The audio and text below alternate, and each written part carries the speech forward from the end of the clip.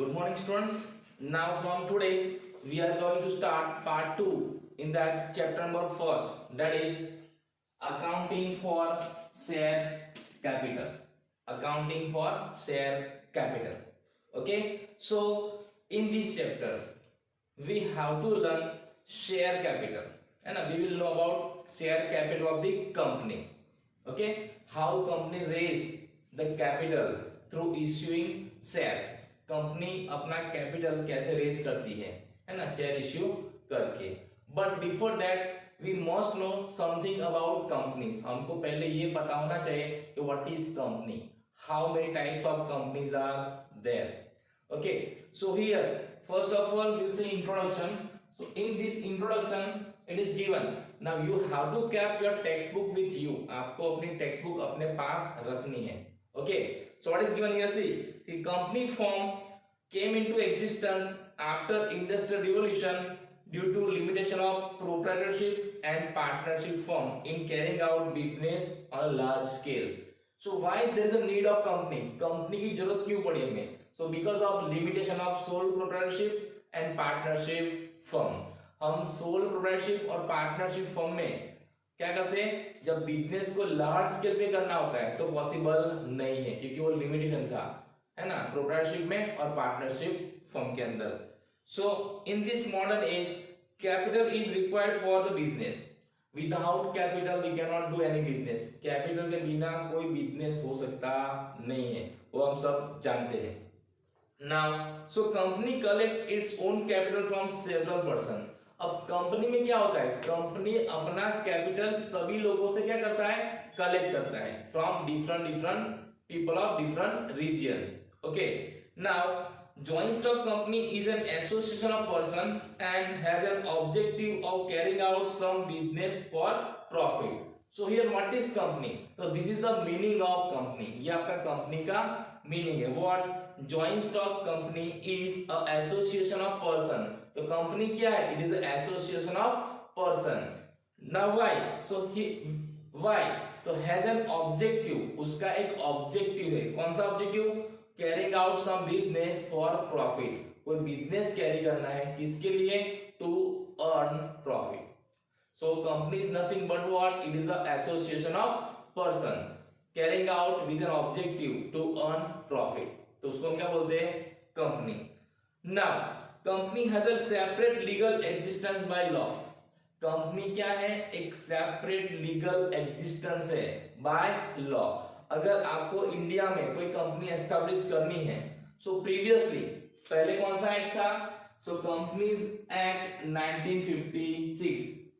पहले कौन सा एक्ट था? Companies act 1956. But at present कौन सा एक्ट है?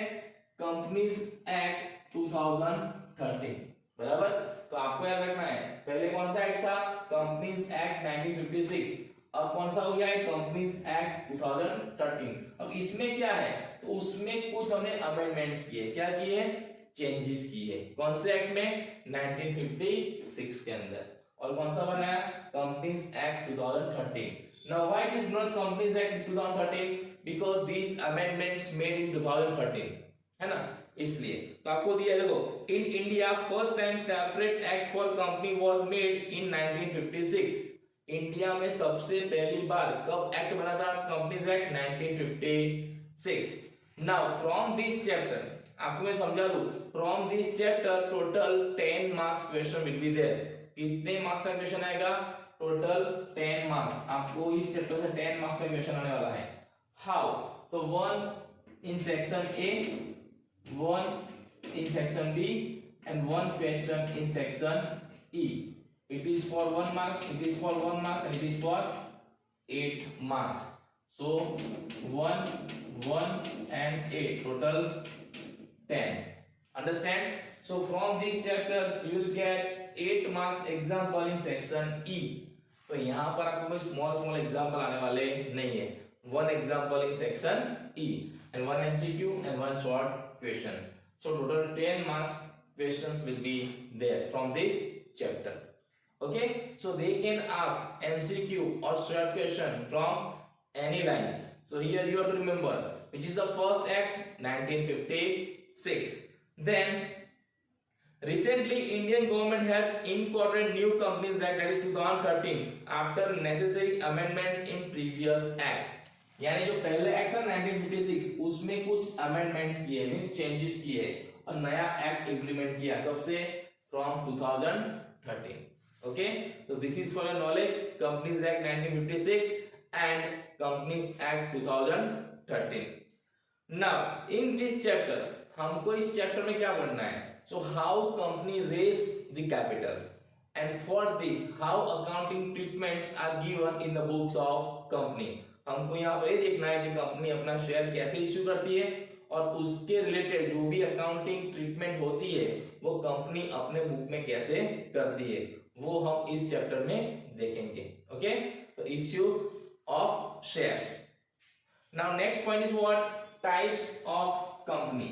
Now you must know types of companies in 11th standard in OCN, है ना, आपने पढ़ा हुआ टाइप्स ऑफ कंपनीज. हम यहाँ फिर से एक बार रिवीजन कर लेते हैं. So first company is what? Statutory companies और कॉर्पोरेशंस. फर्स्ट कंपनी कौन सी है? स्टैट्यूटरी कंपनीज और कॉर्पोरेशन. तो किसको बोलते हैं? So this companies are corporation are created by the special act state और सेंट्रल लेजिस्लेचर. यानी ये जो स्टैट्यूटरी कंपनीज है और कॉर्पोरेशन है वो लेजिस्लेटिव असेंबली में स्टेट गवर्नमेंट और सेंट्रल गवर्नमेंट स्पेशल एक्ट पास करके एस्टैब्लिश करती है ना. तो इसको क्या बोलते हैं हम? स्टैट्यूटरी कंपनीज और corporation which is established by passing act, है ना, बाय स्टेट और सेंट्रल गवर्नमेंट, बाय स्टेट और सेंट्रल गवर्नमेंट. तो यहाँ पर आपको एग्जांपल दिया है, देखो LIC यानी life insurance corporation of India, है ना, the new India insurance company limited and Gujarat State Finance Corporation and Gujarat State Civil Suppliers Corporation. So these are the example of statutory companies or corporations. तो इसको कैसे establish करते हैं? By passing a special act by state and central government in assembly. Clear? Now second one is what? Registered companies. Now what is registered companies? So here the companies which are registered and formed under the Companies Act are called registered company. यानी ऐसी company जो Indian companies act के अंदर क्या हुआ है? Register हुई है और उसके अंदर क्या हुई है? फॉर्म हुई है. उसको क्या बोलते हैं हम? Registered company. बराबर. Now most of companies are of this type. India में जितनी भी कंपनीज है मेजॉरिटी कैसी है? रजिस्टर्ड, है ना. Then as per the Indian companies act 2013 there are two main types of companies, that is company private and public. According to Indian Companies Act 2013 there are mainly two types of company. आपको ये MCQ में आ सकता है ना. How many types of companies are there? So two. Which are they? So first one is what? Private company and second one is what? Public company. Now you know what is private company and what is public company. So here a private company is one which is by articles of association and restrict the rights to transfer its share. Private companies के shares आप transfer कर सकते नहीं हो according to its articles of association and limits the number of its members to 200. इसके members की limit कितने हैं? up to 200. प्राइवेट कंपनी में 200 से ज्यादा members हो सकते नहीं है. Okay, so remember this 200. Then prohibits any invitation to the public to subscribe for its securities. Private company अपने शेयर्स परचेज करने के लिए पब्लिक को इनविटेशन दे सकती नहीं है. It is restricted. अगर आप प्राइवेट कंपनी एस्टैब्लिश करना चाहते हो तो आप पब्लिक को अपने शेयर्स परचेज करने के लिए इनवाइट नहीं कर सकते हो. उसके शेयर ट्रांसफर नहीं हो सकते और उसकी लिमिट कितनी है? Maximum 200 members. 200 से ज्यादा मेंबर्स आप प्राइवेट कंपनी में रख सकते नहीं है. बराबर. नाउ अंडर दिस शेयर और debenture of the company and must have at least 2 members. इसमें कितने मिनिमम मेंबर होने चाहिए? 2. मिनिमम 2 मेंबर्स चाहिए और maximum 200. Then The name of private company and with what? Private limited. आपने देखा होगा क्या लिखा रहता है उसके नीचे? Private limited. तो उसको क्या बोलते हैं? Private limited company. क्या लिखा है? Pvt means what? Private. Clear? Now as per the Companies Act, one person can form a company. Now according to Companies Act 2013, one person can also form a company. एक person भी company establish कर सकता है, बराबर। Now under this necessary legal provisions, any one person can form one person company, that is OPC. इसको हम क्या बोलते हैं? OPC यानी क्या? One person company. Now, one person company which has only one member and it is a company incorporated as a private company. बराबर? ये company कैसी हो सकती है? Private company. लेकिन अगर आपको एक पर्सन को कंपनी एस्टैब्लिश करना है, so you can. Okay? Now, next is public company. Now you know what is public company. So company which is not a private company is called public company. अगर आपको ऐसा कोई पूछे, what is public company? The company which is not private, that is what? Public company. अब इसके characteristic क्या है? So a public company must have at least 7 members. कितने? 7 members. आपको 7 members चाहिए अगर आपको पब्लिक कंपनी एस्टैब्लिश करनी है तो, बराबर। Then there is no restriction on the maximum number of members. Public company में मैक्सिमम आप चाहो उतने मेंबर्स हो सकते हैं, उसमें कोई रिस्ट्रिक्शन नहीं है। The name of public company end with word that is limited. तो उसमें क्या आंसर आता है? लिमिटेड, बराबर। ये सब आप जानते हो, आप पढ़ चुके हो। Then कंपनी के नाम के पीछे क्या लिखते हैं? लिमिटेड। और प्राइवेट कंपनी के क्या लिखते हैं? Private limited. So these are the two main companies, private limited and public limited. Private company cannot issue its shares to the public, और public को इन्वाइट कर सकती नहीं है, while public company can invite public to purchase its shares. Private company के shares हम transfer नहीं कर सकते हैं from one person to another, but public company के shares हम ट्रांसफर कर सकते हैं। प्राइवेट कंपनी में मिनिमम मेंबर्स कितने हैं? 2, और पब्लिक में मिनिमम 7। प्राइवेट में मैक्सिमम कितना है? 200 एंड पब्लिक में अनलिमिटेड, है ना। आप चाहो उतना मेंबर्स रख सकते हो।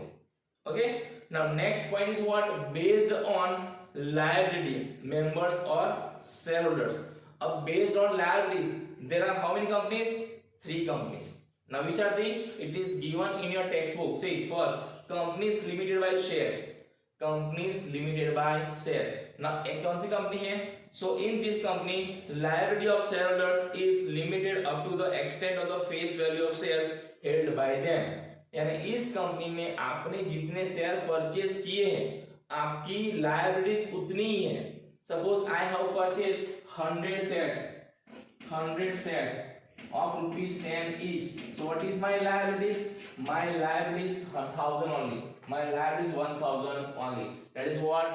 Company limited by share. यानी आपने जितने शेयर्स परचेज किए हैं आपकी लायबिलिटीज उतनी है, उससे ज्यादा नहीं। Clear? And most of the companies are of this kind. हमारे इंडिया में जितनी भी कंपनीज है, इंडिया में नहीं कहीं भी, so most of you will find this kind of company. Which company? Company limited by shares. उसके बाद कंपनी लिमिटेड बाय गारंटी।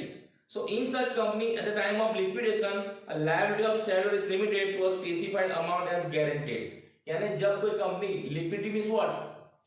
जब कंपनी कोई बंद हो जाती है ना, at the time of shutdown, तो अगर आपने जितना गारंटी दिया है कंपनी को आपकी लायबिलिटीज उतनी ही है। अंडरस्टैंड? तो उसको क्या बोलते हैं? Company limited by guarantee. So usually such companies are not for the purpose of earning profit but it is formed for the purpose of promoting different activities like art, science, sports, culture, social welfare, है ना। ये ऐसी company है जिसको बोलते हैं company limited by guarantee, बराबर। जिसमें आप अपनी गारंटी देते हो, जितनी गारंटी आप देते हो आपकी लायबिलिटीज उतनी रहती है। जैसे आपको एग्जांपल दिया है बीसीसीआई, आपने नाम सुना होगा, board of control for cricket in India, that is BCCI, बराबर। ये उस तरह की कंपनी है। Then third is company by unlimited liabilities. Company by unlimited liabilities, unlimited है क्या? आपको अपना पर्सनल असेट सेल करके भी कंपनी की लायबिलिटीज पे करनी पड़े तो उसको क्या बोलते हैं? Company limited, company by unlimited, है ना। company by unlimited liabilities. So in this type of company there is no limit on the liability of its members. It means when company suffers loss, the company's property is not sufficient to pay off its debts. The private property of its members will be used to meet the claims of creditors. यानी इस company में अगर आपकी company loss करती है और आप company की सारी असेट्स सेल कर देते हो, फिर भी कंपनी का डेब्ट पे कर सकते नहीं है, तो उस समय इस कंपनी के जो मेंबर्स होते हैं उनको अपनी पर्सनल असेट सेल करके कंपनी का डेब्ट पे करना पड़ता है, like sole proprietorship and partnership firm, बराबर। तो इसमें क्या होता है, unlimited liabilities. So in this companies involve such high risk. इन सब कंपनी रिस्क कैसा होता है, हाई, क्योंकि हमारा लायबिलिटीज कैसा होता है, अनलिमिटेड, बराबर। सो such company are not found in India. Such companies are not found in India. आपको अंडरलाइन करना है, even though permitted by the Companies Act. Companies Act में ऐसी कंपनी की परमिशन दी है। If you want to establish company limited by unlimited liabilities, तो आप establish कर सकते हो, लेकिन इंडिया में ऐसी कोई कंपनी है नहीं। ऐसा कोई पर्सन होगा जो पैसा देगा और अनलिमिटेड लायबिलिटीज लेगा, ऐसा कोई नहीं होगा, बराबर। So which kind of companies found in India, so company limited by shares. What kind of companies are not found in India, so company by unlimited liabilities, company by unlimited liabilities. ऐसी company India में वो देखने मिलती नहीं है। सो आपको नीचे chart दिया टाइप्स ऑफ कंपनी का, based on establishment and based on registration. So based on liability of members, है ना, company limited by shares, company limited by guarantee and company limited by unlimited liabilities. और company limited shares में कितनी है, 3, public company, private company and 1 person company. Clear. तो this introduction of companies, this is what introduction of company. आपको share capital पढ़ने से पहले company क्या है पता होना चाहिए, because share capital is generally found in where, company के अंदर शेयर्स होते हैं, बराबर। तो पहले में कंपनी क्या है पता होना चाहिए, okay.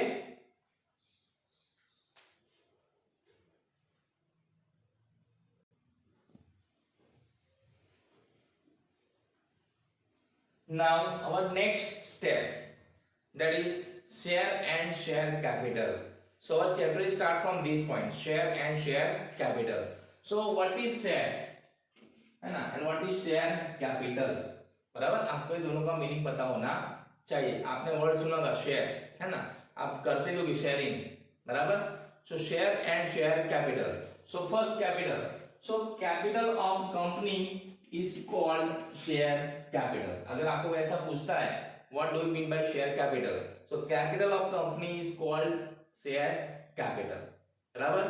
Now what is share, तो capital of company is called share capital which can be divided into transferable. Transferable means what, which can be transferred. Transferable small denomination means part। जो company की capital है उसको transferable small part में करते हैं, divide करते हैं, है ना। And each such unit of denomination is known as what, share। तो जो कंपनी की कैपिटल होती है, कंपनी की जो शेयर कैपिटल होती है, उसको हम स्मॉल पार्ट में डिवाइड करते हैं ना, और जो डिवाइड करते हैं ना वो एक यूनिट, है ना, each such unit is known as what, share। For example अगर किसी कंपनी की कैपिटल है 10 लाख, बराबर, तो ये क्या है, कंपनी की शेयर कैपिटल। तो इस 10 लाख को डिवाइड करते हैं 10 से, है ना, तो कंपनी के शेयर कितने हुए, 1 लाख क्या है कंपनी के शेयर, और इस शेयर को कितने डिवाइड किया हमने, 10, यानी छोटे छोटे पार्ट में 10, है ना।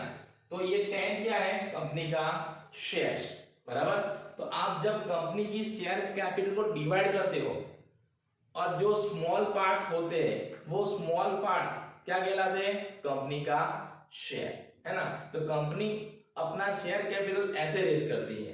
स्मॉल स्मॉल पार्ट में डिवाइड करने के बाद अपना कैपिटल स्मॉल स्मॉल पार्ट में क्या करती है, डिवाइड करती है और वो पब्लिक को इश्यू करती है और पब्लिक फिर उसको परचेस करती है ना, तो उसको बोलते हैं हम क्या, share. Understand? So what is share? So capital of company is called share capital which can be divided into transferable. और ये शेयर कैसे होते हैं, ट्रांसफरेबल, आप ट्रांसफर कर सकते हो from one person to another, उसके लिए को कंपनी की परमिशन लेने की जरूरत नहीं है। You can transfer companies share.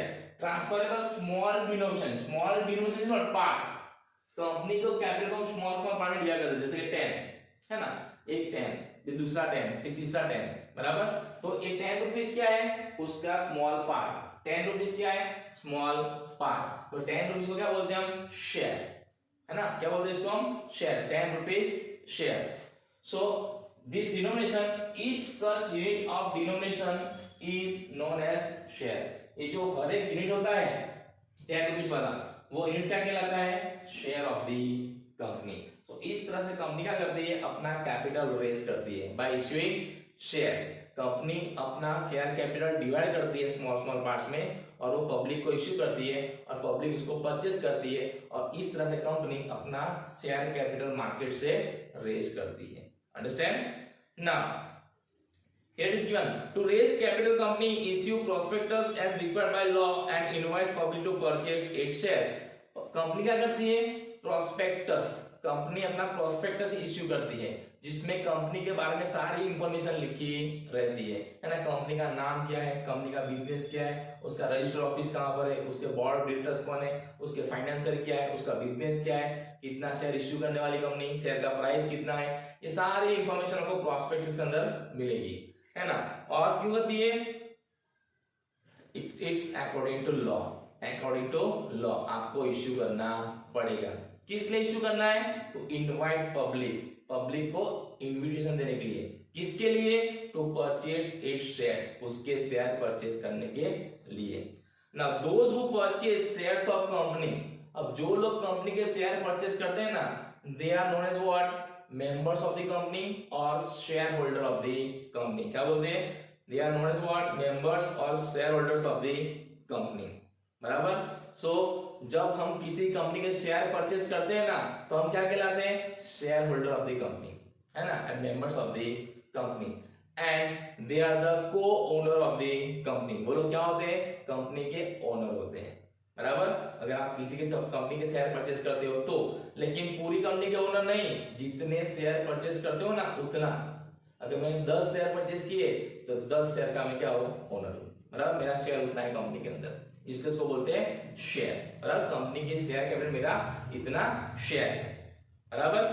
Now there are two types of shares, there are mainly two types of shares, आप पढ़ चुके हो शायद। एक है आपका प्रेफरेंस शेयर और दूसरा आपका है equity share. Now what is preference share and what is equity share? तो किसको बोलते हैं preference share? So preference shares is one which give preferential right to its holder for receiving the dividend at a specified rate before any dividend paid to equity shareholder, and when the company goes into liquidation, the preference shareholder has the preferential right for repayment of capital before the equity shareholder।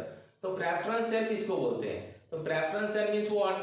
ऐसे shareholder जिनको dividend पहले मिलता है, किनको मिलने से पहले, equity share holder, है ना, उनको प्रेफरेंशियल राइट है कि पहले प्रेफरेंस शेयर होल्डर को डिविडेंड मिलेगा, उसके बाद इक्विटी शेयर होल्डर को डिविडेंड मिलेगा। और प्रेफरेंस शेयर होल्डर को फिक्स रेट ऑफ डिविडेंड मिलेगा, उसका रेट कितना रहता है, fix, 10%, 50%, 20%, whatever, it is decided by company. और at the time of liquidation, अगर कंपनी बंद हो जाती है, कंपनी शटडाउन होती है, तो उस समय प्रेफरेंस शेयर होल्डर को प्रेफरेंशियल राइट मिलता है, किसके लिए, रीपेमेंट ऑफ कैपिटल। सबसे पहले प्रेफरेंस शेयर होल्डर को कैपिटल वापस करेंगे, उसके बाद अगर पैसा बचेगा तो इक्विटी शेयर होल्डर को कैपिटल वापस मिलेगा। That's why they are known as what, preference shares, because they are getting preference at the time of dividend और at the time of liquidation for repayment of capital. Understand? So this is the meaning of preference share. Now types of preference share, so there are 8 types of preference share. There are 8 types of preference shares। मैं आपको explain करता हूँ। First कौन सा है, cumulative and non cumulative. So what is cumulative and what is non cumulative? तो आपको मेरे साथ टेक्स्ट में रीड करना है। In case of cumulative preference shares, if any year the dividend on preference share is not paid due to insufficient profit, अगर हमने किसी साल डिविडेंड दिया नहीं है ड्यू टू इनसफिशिएंट प्रॉफिट, हमारे पास प्रॉफिट नहीं था, बराबर। सो सच arrears of dividend shall be paid together with current year dividend in the year when there is a sufficient profit। तो क्यूमुलेटिव प्रेफरेंस शेयर होल्डर को जब कंपनी प्रॉफिट नहीं करती थी उस समय जो डिविडेंड नहीं दिया था वो डिविडेंड उनको फ्यूचर में जब कंपनी प्रॉफिट अर्न करेगी तो करंट ईयर के डिविडेंड के साथ पास्ट ईयर का डिविडेंड भी उनको देगी। तो ऐसे शेयर होल्डर को क्या बोलते हैं? Cumulative preference share holder. यानी एक ऐसे शेयर होल्डर हुए जिनको लॉस में भी डिविडेंड मिलता है, लेकिन कब? जब कंपनी फ्यूचर में प्रॉफिट करेगी तब। फॉर एग्जांपल अगर आपने परचेज किए डिविडेंड, है ना, आपने 2015 से लेके 2019 तक कंपनी ने कोई डिविडेंड दिया नहीं। अगर आपके पास क्यूमुलेटिव प्रेफरेंस शेयर है तो आपको कंपनी ने कोई डिविडेंड दिया नहीं है, 2015 में नहीं, 16 में नहीं, 17 में, 18, 19, but in 2020 company earn profit. In 2020 company earn sufficient profit. तो इन 2020 कंपनी 2020 का डिविडेंड देगी, उसके साथ आपको 2015 से 2019 का भी डिविडेंड मिलेगा, आपको उसका एरियर मिलेगा। बट किसको? Only and only cumulative preference share holder को। अगर आपके पास क्यूमुलेटिव प्रेफरेंस शेयर्स है तो, अदरवाइज आपको जब कंपनी प्रॉफिट करेगी उसी में डिविडेंड मिलेगा, बाकी शेयर्स है तो, है ना। अंडरस्टैंड? नाउ आपको नीचे दिया as against this non cumulative preference shares. So non-cumulative preference shares, such areas of dividend are not accumulated and are not paid in future। Non-cumulative preference shareholder को ये areas मिलता नहीं है, यानी 15 से 19 में कोई डिविडेंड मिला नहीं था उनको, तो उनको जब कंपनी 2020 में प्रॉफिट करेगी तो सिर्फ 2020 का ही डिविडेंड मिलेगा, 2015 से 2019 का डिविडेंड को मिलेगा नहीं। तो उनको क्या बोलते हैं? Non cumulative preference shares holder. Understand? Cumulative and non cumulative. उसके बाद है आपका redeemable and irredeemable। now redeemable means what? so redeemable preference shareholder are those preference holder उनका कैपिटल कंपनी रिडीम करती है after certain period. After certain period company क्या करती है? उनका कैपिटल रिडीम करती है, तो उसको क्या बोलते हैं? Redeemable preference share holder. irredeemable means what? जिसको कंपनी कैपिटल रिडीम करती नहीं है, बराबर, उसको क्या बोलते हैं हम? irredeemable प्रेफरेंस शेयर होल्डर, बराबर। आपको दिया देखो, if the amount of preference shares is to be repaid means redeem, वापस देना, by the company at the end of stipulated period और after giving proper notice to the share holder the preference shares, such shares are called redeemable preference shares. यानी redeemable preference share holder को company क्या करती है? कुछ period के बाद, है ना, समय पहले से नक्की होता है, 5 इयर्स, 10 इयर्स, 15 इयर्स, उसके बाद उनका कैपिटल रीपे कर देगी, मींस रिडीम कर देगी, वापस कर देगी, है ना, और उनको एडवांस में नोटिस देके भाई आपका कैपिटल अगले साल रिडीम करने वाले हैं, तो उसको बोलते हैं रिडीमेबल प्रेफरेंस शेयर्स होल्डर। और इररिडीमेबल किसको बोलते हैं? A preference shares which are not redeem और which are redeem only at the time of liquidation of company are called irredeemable preference shares. जब कंपनी बंद होगी ना तो अभी पैसा वापस मिलेगा, तो ऐसे शेयर्स को क्या बोलते हैं हम? इररिडीमेबल प्रेफरेंस शेयर्स, बराबर। Now, after the implementation of Companies Act 130, company limited by shares does not issue irredeemable preference shares। अब according to Companies Act 113, यानी 2013 के बाद कोई कंपनी लिमिटेड बाय शेयर्स है वो irredeemable preference शेयर इश्यू करती नहीं, बराबर। सो ये हो गया आपका रिडीमेबल एंड इररिडीमेबल। उसके बाद है आपका participating and non participating preference share. तो इसका मतलब क्या है? So preference shares who hold participating preference share get fixed rate of dividend as decided by the company. In addition to this, they also have right to participate surplus profit remaining after distribution of specified dividend to equity shareholder subject to terms and participation। यानी participation preference share holder किसको बोलते हैं? तो generally preference share holder को एक बार dividend मिलता है, बराबर, लेकिन ये पार्टिसिपेशन प्रेफरेंस शेयर कैसे? जिनको एक बार तो रेगुलर डिविडेंड मिला है, लेकिन उसके बाद प्रॉफिट में से बाकी सब शेयर होल्डर को डिविडेंड देने के बाद, बाकी सब यानी इक्विटी शेयर होल्डर को डिविडेंड देने के बाद फिर भी अगर प्रॉफिट सरप्लस है तो उनको फिर से डिविडेंड मिलता है। They can participate in that profit as a dividend, यानी उनको डिविडेंड कितना मिलता है? 2 बार मिलता है, तो उसको क्या बोलते हैं हम? Participating preference share holder, clear, एक बार रेगुलर मिलता है जब मिलना चाहिए तब, उसके बाद बाकी share holder means equity share holder को डिविडेंड देने के बाद अगर प्रॉफिट बचता है तो सफिशिएंट प्रॉफिट है, सरप्लस प्रॉफिट है, तो उसमें उनको फिर से डिविडेंड मिलता है, they can participate, that's why it is called participating preference shares. और नॉन पार्टिसिपेटिंग मींस व्हाट, सो ऐसे शेयर होल्डर जिनको एक ही बार डिविडेंड मिलता है ना, first time when they are getting regular mode पे आपको जो मिलता है, दोबारा मिलता नहीं है, उसको क्या बोलते हैं, नॉन पार्टिसिपेटिंग प्रेफरेंस शेयर, बराबर। Now, in the event of winding of the company, if after paying the capital amount both preference and equity shareholder, there is still some surplus left, such shareholders are entitled to receive the proportion of surplus। यानी liquidation time पे भी अगर company बंद होती है, बराबर, company shutdown होती है, उस समय सबको कैपिटल देने के बाद भी कुछ पैसा बचता है, इफ सरप्लस इज देयर, तो उनको भी उसमें पार्टिसिपेशन मिलता है, तो इसलिए उसको क्या बोलते हैं हम, पार्टिसिपेटिंग प्रेफरेंस शेयर। यानी उनको डिविडेंड मिलता है एक बार, फिर से अगर डिविडेंड देने का बचता है प्रॉफिट तो उसमें फिर से डिविडेंड मिलता है, कंपनी बंद होती है तो पहले उनको कैपिटल दे देते हैं, उसके बाद सभी को कैपिटल देने के बाद यानी इक्विटी शेयर कैपिटल होल्डर को भी पैसा देने के बाद, कैपिटल वापस करने के बाद अगर सरप्लस है तो उनको फिर से भी कैपिटल मिल सकता है, उसको क्या बोलते हैं हम, पार्टिसिपेटिंग प्रेफरेंस शेयर होल्डर। और नॉन पार्टिसिपेटिंग किसको बोलते हैं, तो preference holder non participating preference shares get only fixed rate of dividend and do not carry right to participate in the surplus profit or any surplus capital। तो non participating preference है को एक बार dividend मिलता है, fix rate वही मिलता है, उनको सरप्लस डिविडेंड और सरप्लस कैपिटल में शेयर मिलता नहीं है, वो उसमें पार्टिसिपेट कर सकते नहीं है, तो उसको क्या बोलते हैं हम, नॉन पार्टिसिपेटिंग प्रेफरेंस शेयर। और लास्ट वन है आपका convertible and non convertible preference shares. Means convertible preference share means what? After some time, preference shares will be converted into equity share. They are known as what? Convertible preference share.